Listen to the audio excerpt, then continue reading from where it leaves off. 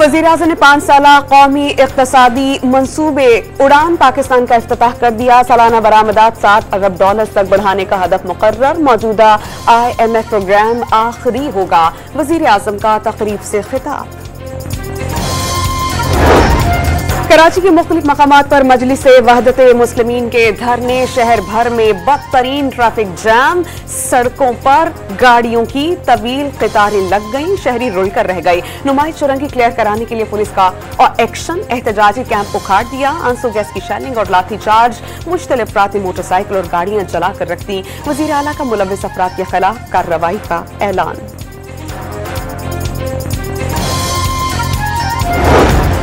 और दुनिया भर में साल नौ के जश्न का आगाज। न्यूजीलैंड में ऑकलैंड के स्काई टॉवर से शानदार आतिशबाजी का मुजाहिरा।